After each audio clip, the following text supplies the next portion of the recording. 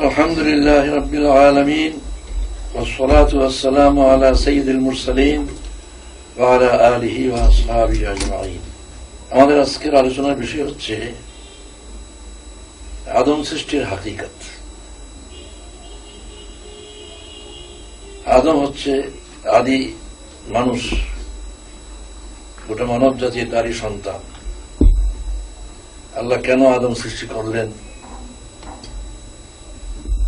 এবং ইবলিসের সঙ্গে সংঘাত কেন হলো, এটা এমন একটা বিষয় যে বিষয়টা আমাদের সকলেরই ভালোভাবে বোঝা উচিত। যারা আমার কথা শুনছেন, দেখছেন, সবাই এই বিষয়টা নিশ্চয়ই বিবেচনা করার কথা, আপনাদের সবারই চিন্তা করার কথা যে এটা কত গুরুত্বপূর্ণ বিষয়। ছোট সময় আমার খুব ওয়াজ শোনার শখ ছিল, দূরে দূরে যেও ওয়াজ শুনতাম। মনে পড়ে কোন একটি ওয়াজ এরকম ছিল না যেখানে এই প্রসঙ্গ নাই। কারণ পৃথিবীতে মানুষকে শয়তানের প্ররোচনায় বাঁচতে হবে, এই জন্য যে ওয়াইজগণ এই কিস্সাটা সেখানে উপস্থাপিত করতে গিয়ে এমনভাবে কথাগুলি বলতেন যাতে নাকি অনেক প্রশ্ন সৃষ্টি হয় যে প্রশ্নের জবাব তাদের কাছে নেই। আমার মনে এই সমস্ত প্রশ্ন দাগ কেটেছিল, এর জবাব পাচ্ছিলাম না। তো মৌলানা মওদুদী রহমতুল্লাহের তাফসীর তাফহিমুল কোরআন পড়ে ওইসব প্রশ্নের আমি জবাব পেলাম। তো কি কি ভুল অর্থ মানুষ করেছে সে আলোচনায় গিয়ে আমি সময় খরচ করা ঠিক মনে করি না।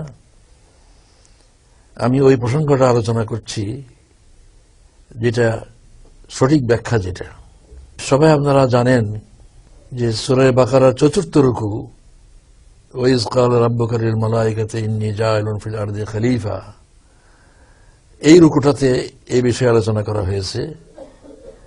আরো ৬টা সূরাতে এই প্রসঙ্গটা আলোচনা করা হয়েছে। আমার বইতে সব কোটি কোট করে তার অনুবাদ করে তার উপরে ব্যাখ্যা আলোচনা করেছি। বইটার নাম রেখেছি আদম সৃষ্টির হাকিকত। আদমকে কেন সৃষ্টি করা হলো, তেমন আমাদেরকে কেন সৃষ্টি করা হলো, এটা তো সবচেয়ে গুরুত্বপূর্ণ বিষয়। তো ওই রকমের ভিত্তিতেই আমি আলোচনা করছি। ওয়াইজ ক্বালা রাব্বুকা লিল মালাইকাতি ইন্নী জাইলুন ফিল আরদি খলিফা। হে রাসূল, আপনার রব ফেরেশতাদেরকে উদ্দেশ্য করে বললেন, আমি পৃথিবীতে খলিফা পাঠাতে চাই। ইন্নী জাইলুন ফিল আরদি খলিফা ক্বালু আতাজআলু ফিহা মান ইফসিদু ফিহা ওয়া ইয়াসফিকু আদ-দিমা ওয়া নাহনু নুসাব্বিহু বিহামদিকা ওয়া নুকদ্দিসু লাক। ফেরেশতারা জবাব দিলেন, এই কথা শুনে বললেন যে আপনি কি এমন কিছু সৃষ্টি করতে চাচ্ছেন যারা পৃথিবীতে ফিতনা ফাসাদ সৃষ্টি করবে, খুন খারাপি করবে? আর আমরা তো আপনার পবিত্রতা বর্ণনা করা, আপনার তাসবিহ তাকদীস করার যা আমাদের ডিউটি দিয়েছেন, এই পৃথিবীকে পবিত্র রাখা, পবিত্র করা, এসব আমরা করছি। এই দুটো কথার ভিতর দিয়ে প্রকৃতপক্ষে ফেরেশতারা দুটো খটকা প্রকাশ করেছেন। এই খটকা দুটো হলো, ইতিপূর্বে জিনকে সৃষ্টি করা হয়েছে, যাদেরকে কিছু এখতিয়ার দেওয়া হয়েছে, স্বাধীনভাবে আল্লাহর হুকুম পালন করা না করার এখতিয়ার দেওয়া হয়েছে। তারা বহুত ফিতনা ফাসাদ সৃষ্টি করেছে। এখন আরেকটা সৃষ্টি করা হচ্ছে খেলাফতের দায়িত্ব দিয়ে। এটা তো আরো বেশি ভয়ঙ্কর ব্যাপার। কি উদ্দেশ্যে এই সৃষ্টি করা হয়েছে এটা তারা বুঝতে চেয়েছে। আল্লাহ তাআলা কোনো কিছু সৃষ্টি করলে তো ফেরেশতাদের অনুমতির কোনো প্রশ্ন না। তিনি যত কিছু সৃষ্টি করেছেন ফেরেশতাকে সবকিছু আগে বলে তারপর সৃষ্টি করেন তো নাই। মানুষের বেলায় আল্লাহ প্রয়োজন মনে করলেন কেন ফেরেশতাদেরকে জানানো? নিশ্চয়ই প্রয়োজন আছে। ফেরেশতাদের মানুষের সঙ্গে একটা সম্পর্কের ব্যাপার আছে। মানুষকে যে দায়িত্ব দিয়ে পাঠানো হয়েছে সেই দায়িত্ব পালনের ব্যাপারে ফেরেশতাদের কোঅপারেশনের ব্যাপার আছে। এই কারণেই ফেরেশতা থেকে জানানো প্রয়োজন মনে করেছেন। কিন্তু এই খলিফার দায়িত্ব কি, কি উদ্দেশ্যে পাঠানো হয়েছে এ সম্বন্ধে ফেরেশতারা তো জানতো না। তাই দুইটা খটকা প্রকাশ করলো। প্রথম খটকার দ্বারা বোঝা গেল যে তারা চিন্তিত হয়েছে, উদ্বিগ্ন হয়েছে যে জিনদের চেয়ে বড় দায়িত্ব দিয়ে পাঠানো হচ্ছে, এটা আরো বড় বিশৃঙ্খলা সৃষ্টি করবে। দ্বিতীয় খটকা হচ্ছে যে তারা ধারণা করেছিল যেই কাজ ফেরেশতাদের উপরে দেওয়া আছে এই দায়িত্বটা কি ঠিক মতো পালন করা হচ্ছে না বলে আরেকটা সৃষ্টি করার প্রয়োজন হলো, আরো ভালোভাবে দায়িত্বটা পালন করার জন্য কি আরেকটা সৃষ্টি করা দরকার মনে করলেন নাকি? এই দুটি খটকা প্রকাশ করেছে। তাদের কোনো প্রতিবাদ করার ক্ষমতাও নাই, আপত্তি করার অধিকারও নাই। আল্লাহ এর জবাব দিলেন, আলা ইন্নী আ'লামু মা লা তা'লামুন। তোমরা যে কারণে এই কথা বলছো সেটার পেছনের আসল উদ্দেশ্য তোমরা জানো না, আমি জানি। এরপরে কাজের ভিতর দিয়ে তাদের এই খটকা দুটার জবাব আল্লাহ দিলেন। পয়লা তিনি দ্বিতীয় খটকাটার জবাব দিলেন যে তোমাদের দায়িত্ব আর আদমের দায়িত্ব এক নয়। তাদেরকে পৃথক উদ্দেশ্যে পয়দা করা হয়েছে, তোমাদেরকে যে উদ্দেশ্যে পয়দা করা হয়েছে এই উদ্দেশ্যে তাদেরকে পয়দা করা হয়নি। আমি যে আদম সৃষ্টি করছি ওই দায়িত্বের জন্য নয় যে দায়িত্ব তোমাদের উপরে আছে, তাকে ভিন্ন দায়িত্ব আমি দিচ্ছি। এ কথাটা কিভাবে ব্যাখ্যা করলেন, তাদেরকে বুঝালেন। তিনি আদমকে জ্ঞান শিক্ষা দিলেন। ও আল্লামা আদম আল আসমা কুল্লাহা, তার দায়িত্ব পালনের জন্য যা কিছু জ্ঞান দরকার সেই জ্ঞান শিক্ষা দিলেন। এই জ্ঞান তো ফেরেশতাদের দরকার না। এই শিক্ষা দিয়ে তারপরে ফেরেশতাদেরকে বললেন যে তোমরা বলো দেখি এগুলি এই সমস্ত জানো কিনা। এই প্রশ্ন থেকে যে বোঝা গেল যে আল্লাহ তো নিশ্চয়ই জানে, তারা কদ্দুর জানে না জানে আল্লাহ তো অজানা নাই। ফেরেশতারা বলল, হে আল্লাহ তুমি আমাদেরকে যেটুকু শিক্ষা দিয়েছো এরা তো ঠিক আমরা কিছুই জানি না। তার মানে আল্লাহ তাআলা ফেরেশতাদেরকে যে দায়িত্ব দিয়েছেন সেই দায়িত্বের উপযোগী জ্ঞান তাদেরকে আগেই দিয়েছেন। আদমকে যে দায়িত্ব দিতে চাচ্ছেন সেই জ্ঞান তাকে দান করলেন। এরপরে আল্লাহ তাআলা ফেরেশতাদেরকে হুকুম করলেন, ওয়াইজ ক্বালা রাব্বুকা লিল মালাইকাতি ইসজুদু লিআদমা ফাসাজাদু ইল্লা ইবলিস। হে রাসূল আপনার রব ফেরেশতাদেরকে হুকুম করলেন আদমকে সিজদা করো। সকল ফেরেশতা সিজদা করলো, ইবলিস সিজদা করলো না। আবা ওয়াস্তাকবারা ওয়া কানা মিনাল কাফিরিন, সে অস্বীকার করলো এবং অহংকার করলো, যার কারণে সে কাফেরদের অন্তর্ভুক্ত হয়ে গেল। এই যে জ্ঞান শিক্ষা দিল আদমকে আলাদাভাবে, ফেরেশতাদের জিজ্ঞাসা করলো এই জ্ঞান তোমার কাছে আছে? তারা বললো যে আমাদের কাছে যা জ্ঞান আছে আপনি তো জানেন, এর ব্যতিরিক্ত তো কিছু আমাদের কাছে নাই। তখন আদমকে বললেন ওই জ্ঞান তুমি তাদেরকে শুনিয়ে দাও। তো নিজে শিখিয়ে ফেলেছেন, পটপট করে সব বলে দিলেন। এরপরে যে চিন্তা করতে বললেন তাতে এই ইমপ্রেশন হবার কথা যে আদমের জ্ঞানের দিক দিয়ে শ্রেষ্ঠত্বের কারণে সিদ্ধ করা হুকুম করা হয়েছে। এবং এটা তাফসীরকারদের মধ্যে তফসিরে এটাই আছে। আমি কয়েকজন মুফাসসিরকে জিজ্ঞাসা করেছি, তারা বলে হ্যাঁ এটাই তো আছে। টিভিতে যারা তফসির করেন তাদেরকে আমি বললাম এই ব্যাখ্যা কেমন করে দিলেন? এটাই তো আমরা বলেছি। যদি জ্ঞানের শ্রেষ্ঠত্বের কারণে আদমকে সিজদা করা হয়ে থাকে, সিজদা করার হুকুম করা হয়ে থাকে, তাহলে বিরাট প্রশ্ন জাগে এটা আল্লাহ তাআলা ফেরেশতাদেরকে শিক্ষা দিলেন না, আদমকে আলাদা শিক্ষা দিলেন। এরপর প্রতিযোগিতায় তাদেরকে তিনি পার্সিয়ালিটি করে জয়ী করে দিলেন আদমকে, এবং হারিয়ে দিলেন, ফেল করিয়ে দিলেন ফেরেশতাদেরকে। আদমকে কোশ্চেন আউট করে দিলেন, সব জানা হয়ে গেল তার। এইরকম পার্সিয়ালিটি তো আল্লাহ করতে পারেন না। আল্লাহর জন্য এটা সাজে না, স্বাভাবিক নয়। এরকম পক্ষপাতিত্ব আল্লাহ কি করে করতে পারেন? সেজন্যই এই কথা মনে করাটা ভুল কথা। যদি জ্ঞান বেশি হওয়ার কারণে যদি নাকি আদমকে সিজদা করার যুক্তিপূর্ণ হয়, তাহলে শিক্ষকদেরকে ছাত্রদেরকে সিজদা করা উচিত। সেই ব্যবস্থা তো আল্লাহ করেননি। এই সিজদার উদ্দেশ্য কি? উদ্দেশ্য হচ্ছে ফেরেশতাদেরকে এই কথা জানানো এই আদমকে আমি ভিন্ন দায়িত্ব দিয়েছি, ভিন্ন কাজে দায়িত্ব দিয়েছি, সেই কাজে তোমাদের সহযোগিতা লাগবে। তোমরা আদমের আনুগত্য স্বীকার করো ওইসব ক্ষেত্রে, যেসব ক্ষেত্রে আদমকে আমি দায়িত্ব দিয়েছি। এটা আপনারা সকলেই জানেন যে আল্লাহ তাআলা সকল সৃষ্টির জন্যই দায়িত্ব দিয়েছেন কোন না কোন ফেরেশতার উপরে। বাতাসে ফেরেশতা আছে, পাহাড়ের ফেরেশতা আছে, আগুনের ফেরেশতা আছে, বৃষ্টির ফেরেশতা আছে। আদমকে তো আল্লাহ তাআলা খেলাফতের দায়িত্ব দিয়েছেন, গোটা সৃষ্টি জগৎকে ব্যবহার করে এখতিয়ার দিয়েছেন। আদম যদি সেগুলি ব্যবহার করতে গিয়ে মন্দ উদ্দেশ্যে ব্যবহার করে, আর ফেরেশতা যদি তা ব্যবহার করতে না দেয়, তাহলে আদমের দায়িত্ব পালনে হস্তক্ষেপ করা হবে, ইন্টারফিয়ারেন্স করা হবে। মানুষকে আল্লাহ তাআলা ভালো মন্দ যেটা ধারণা যেমন দিয়েছেন, ফেরেশতাদেরকে ওই ধারণা দিয়েছেন। ফেরেশতারা মন্দ করে না, মন্দ করার ক্ষমতা তাদেরকে দেওয়া হয়নি। মানুষকে তো মন্দ করার এখতিয়ার দেওয়া হয়েছে। আগুন দিয়ে ভালো কাজ যা করার তাও করার তার এখতিয়ার আছে, মন্দ কাজ করার এখতিয়ার আছে।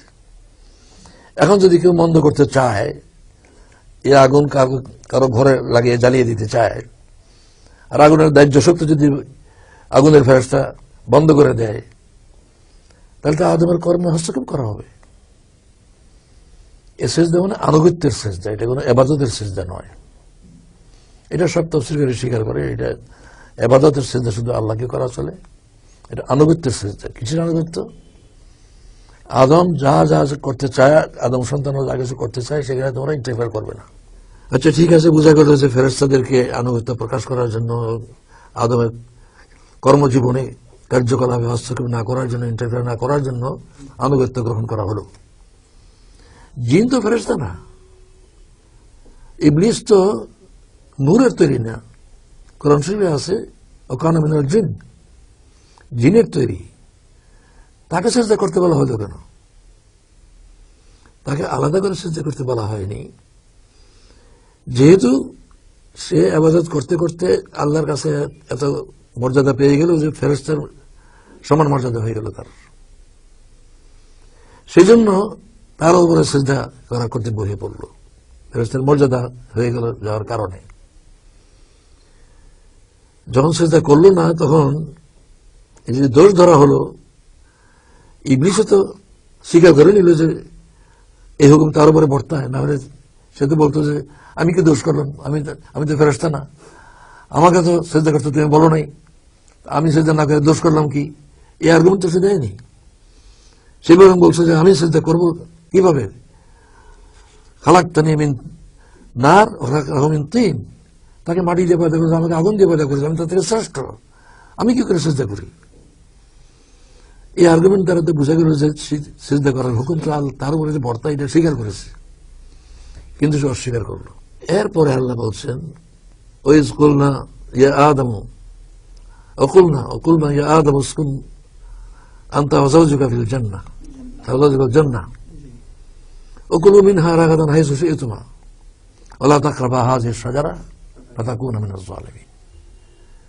আল্লাহ তাআলা আদমকে বললেন, তুমি এবং তোমার স্ত্রী বেহেশতে বসবাস করো এবং যেখান থেকে যা তোমার খাবার ইচ্ছা খেতে থাকো, শুধু ওই একটা গাছের কাছে যেও না, যদি তোমরা যাও সেখানে তাহলে তোমরা জালিম হয়ে যাবে।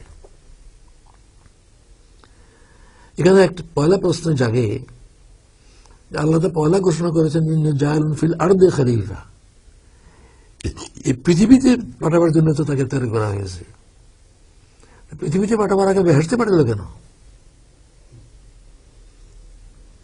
বেহেশতে পাঠাবার উদ্দেশ্য দুটো উদ্দেশ্য। একটা হচ্ছে এই দুনিয়াতে ইবলিসের মতো যোগ্য দুশ্মন তার মোকাবেলা করবে। সে যে কত বড় দুশ্মন এই সম্বন্ধে আইডিয়া দেওয়া প্রয়োজন, এবং সেই আইডিয়া দেওয়ার জন্য বেহেশতে যাওয়ার দরকার ছিল। আর উদ্দেশ্য হচ্ছে বেহেশতে পাঠাবার, একথা আদমকে জানাবার জন্য যে দুনিয়া তুমি চিরদিন থাকবে না, তোমার চিরস্থায়ী বাসস্থান এই বেহেশত, কিন্তু এটা অর্জন করতে হবে, আপনা আপনি পাওয়া যাবে না। দুনিয়াতে তোমাকে যে দায়িত্ব দেওয়া হয়েছে এই দায়িত্ব ঠিকমতো পালন করলে এই বেহেশতে থাকবে। সেই বেহেশতের আকর্ষণ সৃষ্টি করার উদ্দেশ্যে যে বেহেশত কেমন আরামের জায়গা, যেখানে কোনো কিছুর অভাব নাই, কোনো কিছু কষ্ট করে অর্জন করতে হয় না, সবকিছু আপনা হয়ে যায়। তার পোশাকও সরকারি পোশাক, খাবার দাবার সবকিছুই শুধু ভোগ, সেখানে কোনো পরিশ্রম করতে হয় না, কোনো সাধনা করতে হয় না, কষ্ট করতে হয় না, রোদে কষ্ট হয় না, শীতে কষ্ট হয় না। কলেজে আছে এই সমস্ত কথা বিভিন্ন জায়গায়। এই বেহেশত সম্বন্ধে ধারণা দেওয়ার জন্য, এই বেহেশত তোমার আসল বাড়ি, স্থায়ী বাড়ি এখানে, এখানে তুমি কি থাকবার জায়গা পাবে পার্মানেন্টলি। শর্ত হচ্ছে দুনিয়াতে এটা অর্জন করে আসতে হবে, দুনিয়াতে যে দায়িত্ব দিয়ে পাঠানো হচ্ছে সে দায়িত্ব পালন করে এটা হাসিল করতে হবে। ইবলিস যে কত বড় দুশমন যে বেহেশত তাকে ধোঁকা দিতে পারে, এটার প্রয়োজনে ইবলিসকে এবং আদমকে একই সঙ্গে বেহেশতে থাকতে দেওয়া হলো, বেহেশতে থাকার জন্য বলা হলো। এরপরে বললেন ফাআযাল্লাহুমা শায়তানু আনহা ফাআখরাজাহুমা মিম্মা কানা ফীহি। আদম এবং হাওয়াকে এই দুজনকেই পদস্খলিত করে ফেলল ইবলিস, পদস্খলিত করে ফেলল এবং ফাআযাল্লাহুমা শায়তানু আনহা ফাআখরাজাহুমা মিম্মা কানা ফীহি, তারা যে অবস্থায় বেহেশতে ছিল এই অবস্থা থেকে তাদেরকে বেরিয়ে যাওয়ার যেতে বাধ্য করলো। প্রশ্ন হলো যে দুনিয়াতে পাঠাবার জন্যই তো সৃষ্টি করা হয়েছে, বেহেশত থেকে তা শয়তান বের করবে কেমনে? অর্থাৎ যেভাবে বেহেশতে যে অবস্থায় ছিল এই অবস্থা থেকে বের করে দিল। এইভাবে যদি ইবলিসের ধরে না পড়তো তাহলে এইভাবে বেরোতো না। ইবলিস যেভাবে বের করেছে এইভাবে বেরোতে হতো না।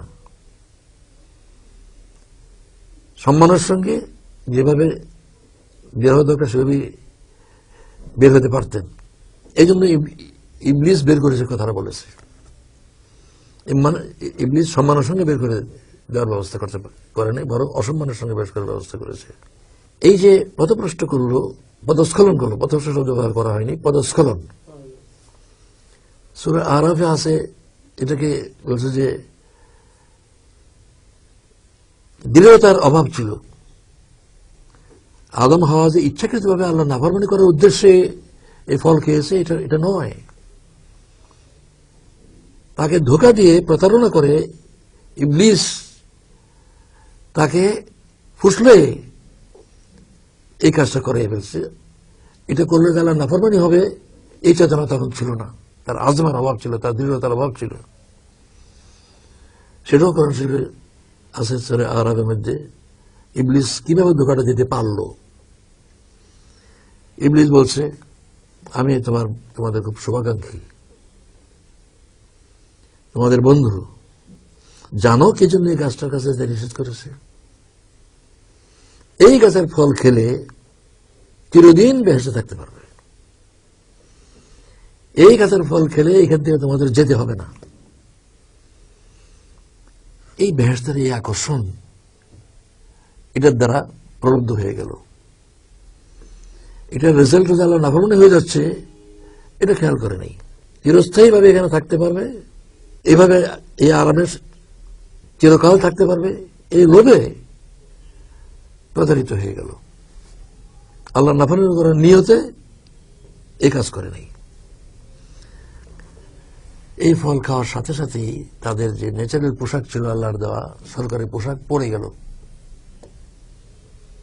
তখন তার গাছের পাতা দিয়ে লজ্জাস্থান ঢাকলো, কারণ সে আছে এইভাবেই।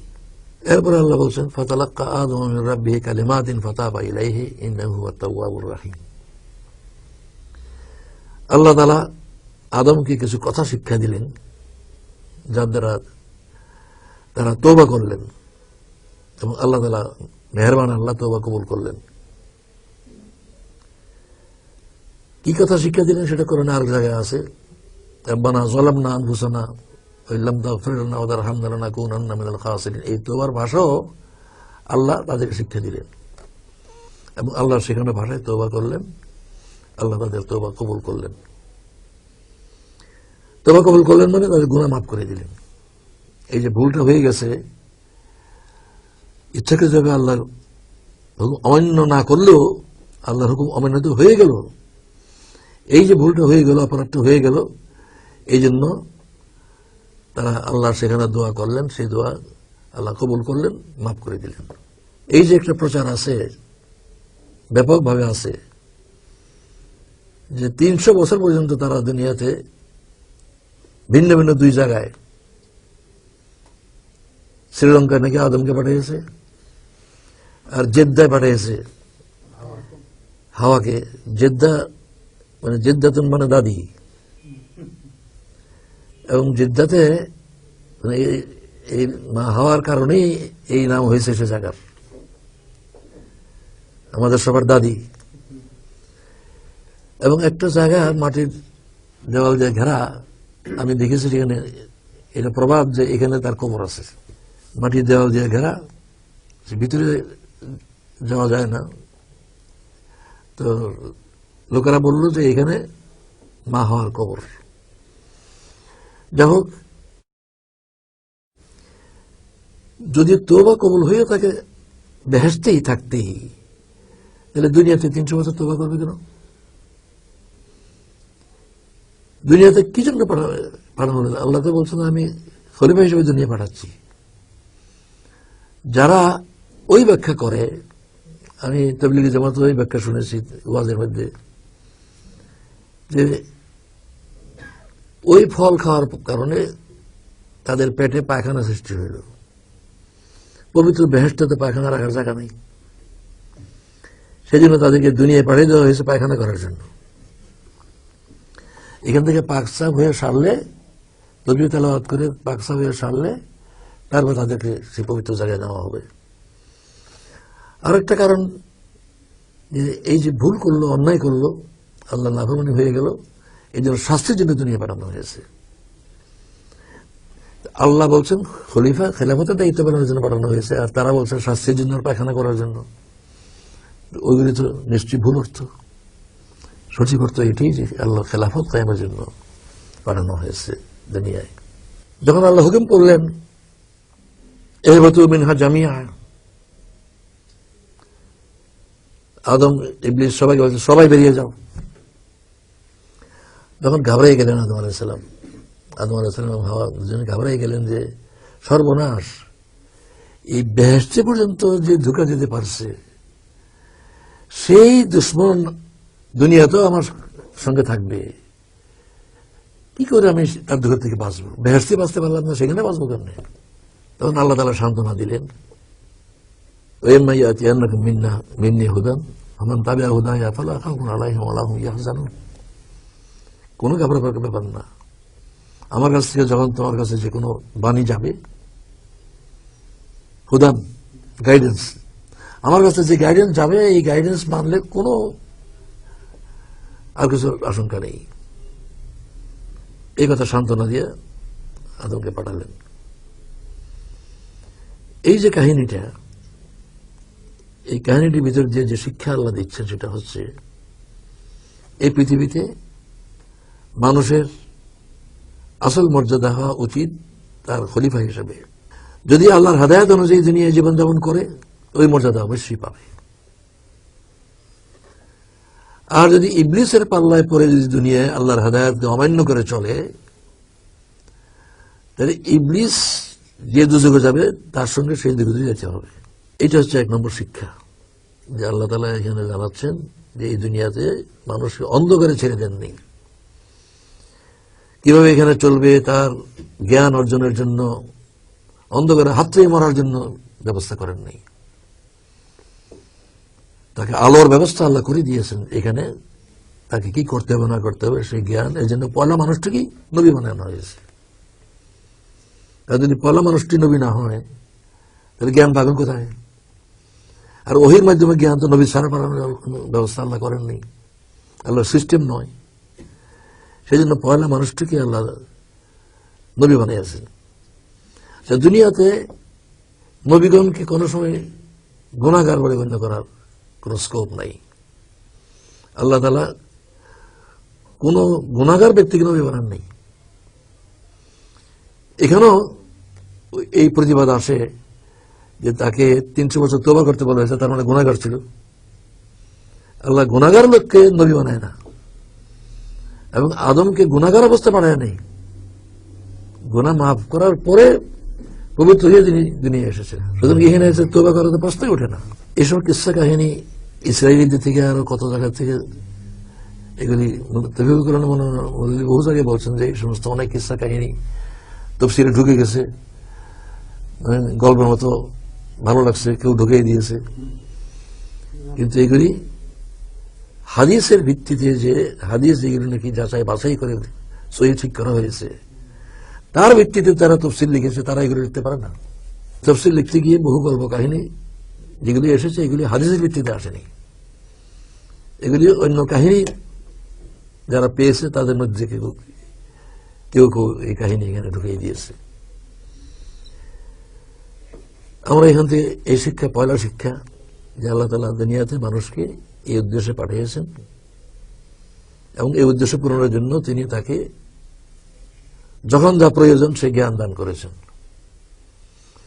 তাকে জ্ঞান অর্জনের জন্য অন্ধকারে হাত পাতে হয়নি, তাকে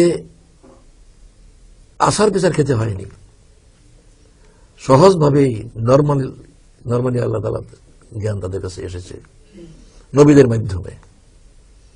এই জ্ঞান সংরক্ষণ যারা করেছে এবং সে অনুযায়ী চলেছে তারা পথভ্রষ্ট হয়নি।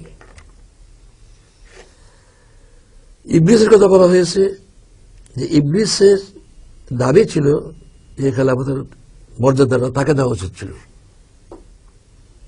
আদমকে যে দিল, আদম তার হিসাবে কম মর্যাদার লোক,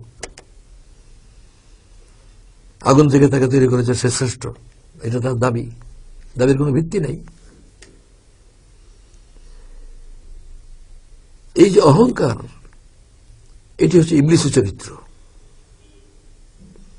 এখানে আমাদের শিক্ষা দেওয়া হয়েছে যে মানুষ এবং জিনের মধ্যে প্রকৃতিগতভাবে দেখা যাচ্ছে যে ইবলিস অহংকার করলো, অন্যায়টা করলোই, আল্লাহর হুকুম অমান্য করলো জেনে বুঝে, এরপরে তারপরে অহংকার করলো আমি ঠিকই করছি, আল্লাহকে তো অবিশ্বাস করতো না, আল্লাহর সঙ্গে তো তর্কই করলো। কিন্তু দেখা গেল আদম যেই মাত্র টের পেল যে এটা ভুল হয়ে গেছে, এমনি অনুতপ্ত হয়ে গেল। মানুষের চরিত্র হচ্ছে এটা, ভালো মানুষের চরিত্র এটা, যে ইচ্ছাকৃতভাবে গুনাহ করে না। ভালো মানুষের পরিচয় হচ্ছে, ন্যাক মানুষের স্বভাব হচ্ছে ভুলে মন্দ কাজ করে ফেলতে পারে, যে মুহূর্তে ভুল টের পাবে তখনই তওবা করে অনুতপ্ত হয়। আর ইবলিসের স্বভাব হচ্ছে এটা, অন্যায় করবে, এর উপরে অন্যায়ের উপরে জিদ করবে, চুরির উপরে সিনাজুরি করবে। এই হচ্ছে পার্থক্য। এবং মানুষের মধ্যে এরকম দুই রকম চরিত্রের মানুষ আছে, আদমের চরিত্রের মানুষও আছে, ইবলিসের চরিত্রের মানুষও আছে। এখানে আল্লাহ শিক্ষা দিয়েছেন যে ইবলিসের চরিত্রের মানুষ হওয়ার থেকে বাঁচতে হবে, এবং তোমাদের আদি পুরুষ আদমের চরিত্র গ্রহণ করো।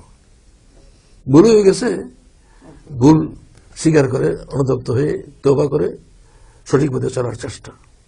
এই যে সিজদার কথাটা বলছিলাম, যে ফেরেশতাদেরকে আল্লাহ তাআলা এই দায়িত্ব দিয়েছেন যে আদম দুনিয়াতে যা কিছু করবে, যেহেতু বস্তু জগৎ তার ব্যবহার করতে হবে, সেই ব্যবহারে সে যেমনি খুশি এমনি ব্যবহার করতে পারবে, সেখানে ফেরেশতা যেন বাধা না দেয়।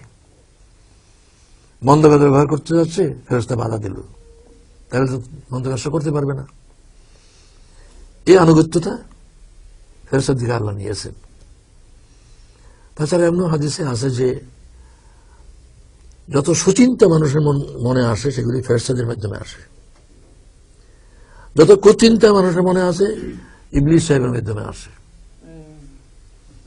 এই জন্যই যত থিওরি, যত নীতি আল্লাহর মর্জির বিপরীত, আল্লাহর অপছন্দনীয় যত প্রথা, নীতি, রীতি, আইন, কানুন, সব কিছু যারাই বানাক সব ইবলিসের খলিফা। কারণ ইবলিসের মগজ থেকে তাদের মধ্যে এসেছে, ইবলিসের মগজ থেকে এসেছে সব। ইবলিস মূল কারখানা হচ্ছে ইবলিসের মগজ। কার্ল মার্ক্সের থিওরি হোক, আরো যত দার্শনিক আছে ইসলামের বিপরীত চিন্তাধারা দুনিয়াকে গুমরাহ করেছে, এইসব ইবলিসের খলিফা। ইবলিসের থেকে তারা এই কুচিন্তা পেয়েছে ইসলামের বিরুদ্ধে ব্যবহার করার জন্য। এরপরে আমরা যে শিক্ষা পেলাম সেটা হচ্ছে যে বেহেশতে আমাদের স্থায়ী ঠিকানা, এই দুনিয়া কোনো স্থায়ী ঠিকানা নয়। এই যে হাদিসে আছে আর দুনিয়া সিজনুল লিল মুমিন ওয়া জান্নাতুল লিল কাফির, এর ব্যাখ্যা এটি তো হয় যে মুমিন কখনো এই দুনিয়াকে নিজের বাড়ি মনে করে না। জেলখানায় যারা থাকে সারা জীবন তো জেলখানায় থাকে, তবু এটাকে তাদের বাড়ি মনে করবে না। এই অর্থে বলা হয়েছে মুমিন এই দুনিয়াটাকে স্থায়ী আবাস তাদের বাসস্থান হিসেবে গণ্য করে না। যেমন জেলখানার লোকেরা জেলে যত বছরই থাকুক এটাকে তাদের বাড়ি মনে করে না। আর কাফেররা দুনিয়াকে মনে করে বেহেশত তো চিরস্থায়ী জিনিস, তারা দুনিয়াটাকে চিরস্থায়ী ভোগের জিনিস বলে তারা মনে করে। এই হচ্ছে মুমিন এবং কাফেরের মধ্যে পার্থক্য। এই দুনিয়াটাকে তারা ক্ষণস্থায়ী দুনিয়া, চিরস্থায়ী মনে করে না, ক্ষণস্থায়ী মনে করে। এবং রাসূল সাল্লাল্লাহু আলাইহি ওয়াসাল্লাম জানিয়ে দিয়েছেন মাজরাতুল আখিরা, এই দুনিয়াটা হচ্ছে আখিরাতের কৃষিভূমি। কৃষি ক্ষেত্রে মানুষ কাজ করতে যায়, ঘুমাইতে যায় না, আরাম করতে যায় না। এখানে কষ্টের, এখানে কর্ম করার স্থান এটা, এবং যে কর্ম করবে সে ফসলটা সেখানে পাবে। জমিতে যে ফসল বুনবে সেই ফসলই বাড়িতে পাবে। আল্লাহ তাআলা মানুষকে বড় উচ্চ মর্যাদা দান করেছেন, যে মর্যাদা ফেরেশতাদেরকে দেননি। ফেরেশতাদেরকে মন্দ কাজের ধারণা দিয়েছেন, কিন্তু মন্দ কাজ করার এখতিয়ার না দেওয়ার কারণে তারা সবসময় আল্লাহর হুকুম পালন করে চলছে। ইয়াফালুনা মা ইউমারুন, যা হুকুম করা হয় তাই তারা করে। লা ইউসিন আল্লাহ, হ্যাঁ, আল্লাহ তাআলা নাফরমানি তারা করে না। সেই কারণে তাদের এই যে মন্দ কাজ থেকে বেঁচে আছে, এটা তাদের কোনো ক্রেডিটটা নাই। ক্রেডিট থাকলে তো তাদেরকে বেহেশত দেওয়ার কথা বলতো। ফেরেশতাদের কোনো পুরস্কার তো পাবে না। ফেরেশতারা যেহেতু মন্দ কাজ করার ক্ষমতাই নাই, এখতিয়ারই নাই, সেই জন্য তারা পুরস্কার পাবে না। বেহেশতে ফেরেশতা থাকবে পাহারাদার, তাদের ডিউটি করার জন্য, বেহেশত ভোগ করার জন্য না। দুজখতে ফেরেশতা থাকবে শাস্তি পাওয়ার জন্য তো না। জেলেরা যে জেলে আছে, জেল পুলিশ তাকে শাস্তির জন্য আছে, সেখানে ফেরেশতা সেখানে এই জেল পুলিশের মতো থাকবে। তো প্রকৃতপক্ষে মানুষ এই পৃথিবীতে যদি আল্লাহর দেওয়া বিধান মধ্যে ঠিক মতো চলে, তাহলে বেহেশতে যাবে এবং চিরদিন সেখানে স্থায়ীভাবে আরামে থাকবে। আর যারা নাকি তা করবে না, তারা বেহেশতে যেতে পারবে না এবং চিরকাল তারা শাস্তি ভোগ করবে।